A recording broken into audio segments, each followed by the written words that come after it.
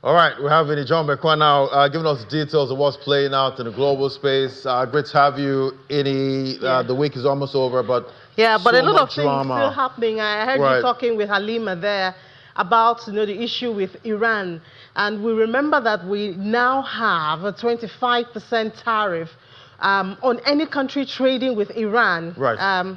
Coming from the United States, the almighty President Donald Trump of the United States. Yeah. And you know that Nigeria trades, with Iran. We trade with Iran. And the trade volume kept rising, exactly. since, I think, 2022. So China might be the most hit, but Nigeria may also be affected. Right. That's also a threat that is hanging on the head of Nigeria. But anyways, so that's just one of the things going on in the United States, or globally outside Nigeria, outside Nigeria or Africa. But of course, Nigeria comes into that because of that statement. And we've heard from Iranian foreign minister saying that there's no plan by Iran to hang people when asked about the anti-government protests. That's a reaction following the threats of President Donald Trump that there might be an intervention, not a friendly one, obviously, coming from there. Well, we're supposed to have a conversation on that. I guess we'll move that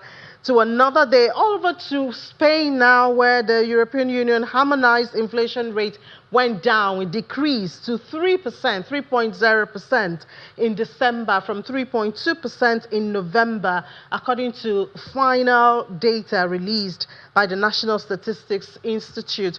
The final figure matched both the flash reading published 2 weeks ago and the average forecast from analysts. And core inflation, which excludes volatile fresh food and energy prices, remains steady at 2.6% year-on-year in December. That's unchanged from what it was in November. I wonder if we'll get to a place in Nigeria where inflation number will stay unchanged. The National Consumer Price Index showed inflation at 2.9%. That's slightly lower than 3.0% that was recorded in November. And this rate also aligns with the preliminary measurement that was released in 2 weeks before this major one.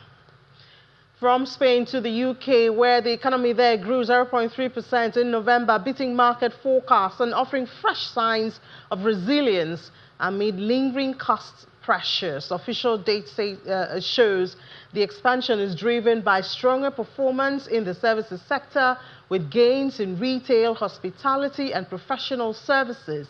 Industrial output also records modest growth, while construction activity remains mixed. The better-than-expected growth eases concerns about the potential slowdown in the final quarter of the year, as higher interest rates and weak consumer confidence continue to weigh on activity. And analysts are saying that the data could influence expectations around the timing of future monetary policy decisions.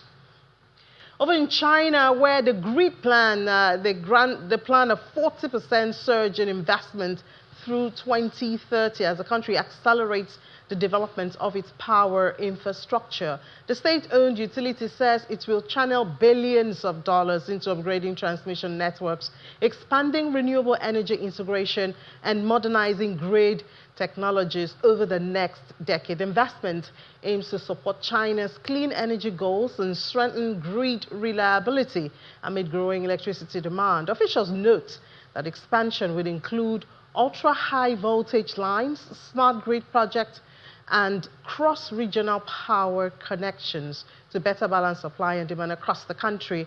And the move is also expected to create opportunities for domestic manufacturers and technology providers in the energy sector.